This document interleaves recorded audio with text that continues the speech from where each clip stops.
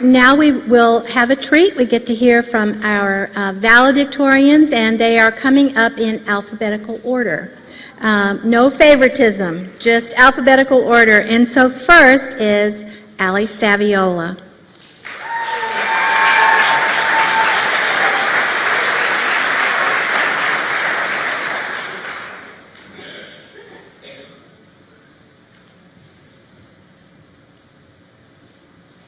Okay, we're going to try to do this with your hat on.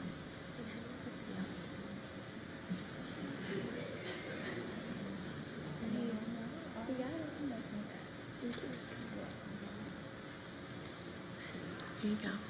Here's yours. Here's your little statue. You sit it right there, okay? Thank you, Mrs. Coney. Good evening, ladies and gentlemen, and thank you all for joining us tonight and celebrating our graduation from Cambridge Christian School in this year, 2014. I am humbled and grateful to have this opportunity to speak with you. I should start off by thanking some very important people without whom we would not have conquered this four-year ordeal that is known as high school. Our teachers, who cut us slack on numerous occasions. The unique thing about Cambridge is that the teachers genuinely love us like we're their own children and truly care about how much we learn, even when we don't.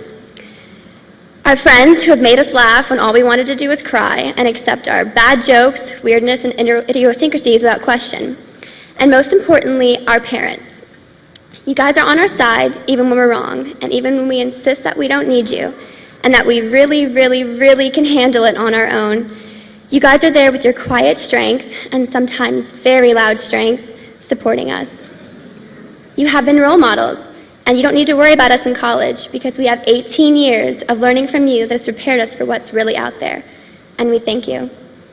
I should just personally thank my family. Dad, thank you for never telling Mom at the time that you let me legally drive when I was 14, and I actually ran you over with the car door. Yeah, that happened, it really did.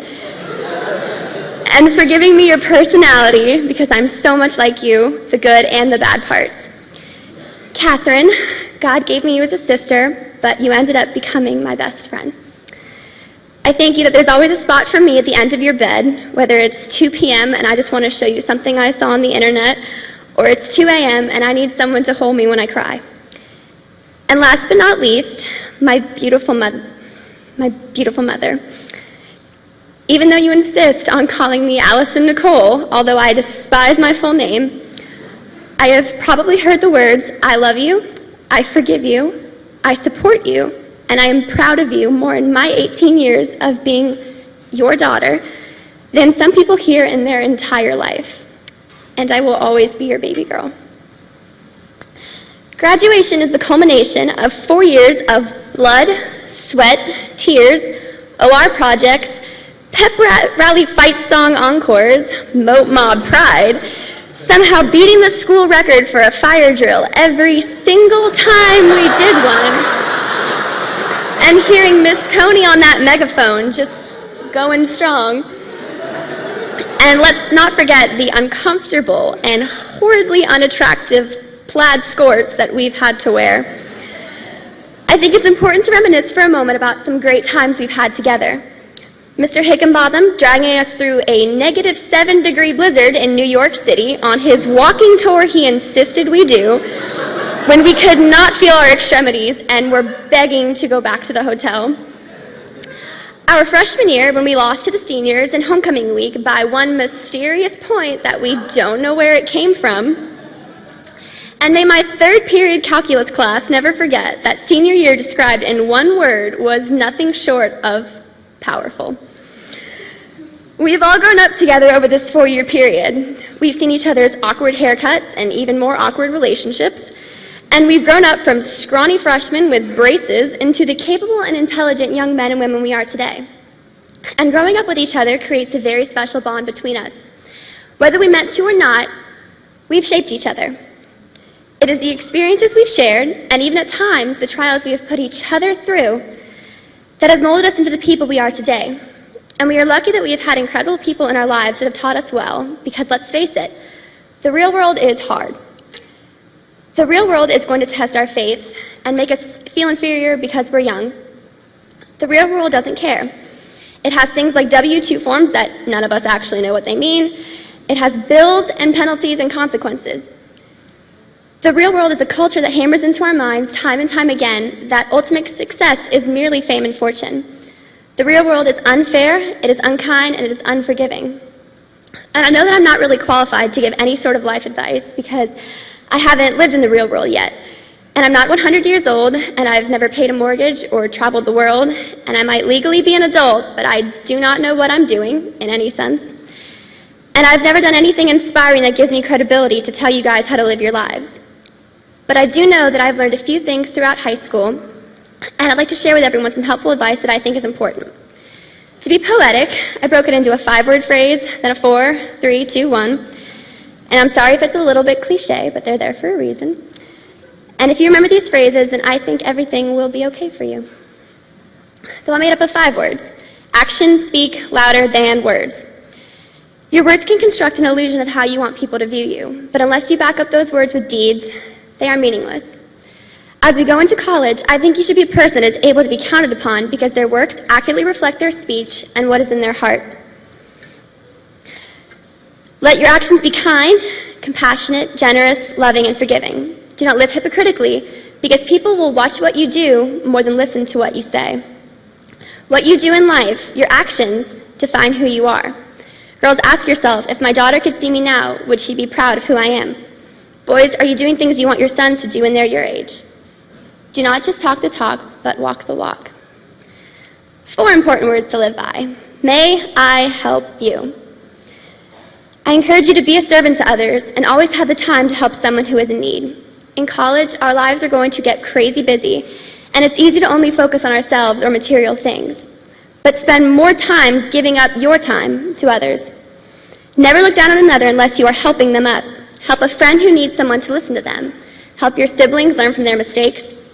I'm not going to quote the whole "a butterfly's wing flap causes a hurricane" thing, but it's true that our small, helpful actions can make a difference in the lives of people close to us and maybe even the world. 3 words.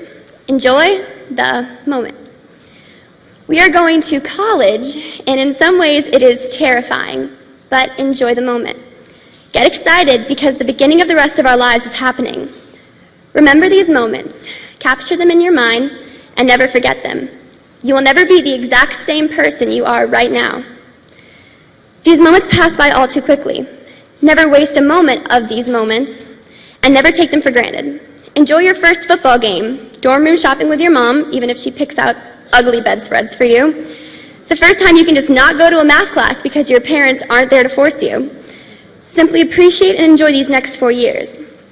Make mistakes. It is okay to change your major 10 times your freshman year. Just enjoy the moment. We only get one shot at this, so try to fill your life with as much life as possible. 2 important words. Thank you. Say it to strangers, to friends, to your parents, and to God. Be thankful. Life may not always be easy, and someone will always have it better than you do.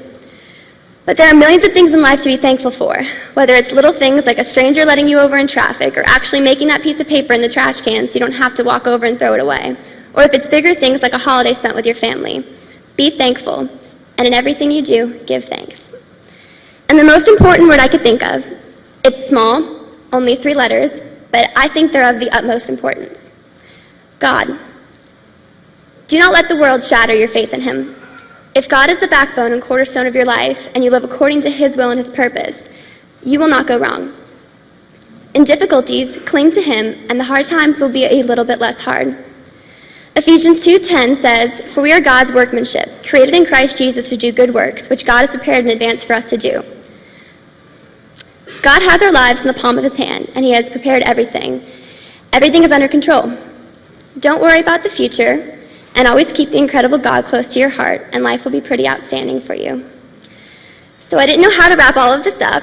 I considered saying, "Go Noles," or dropping a comment about how horrible the Gators are at football, and how...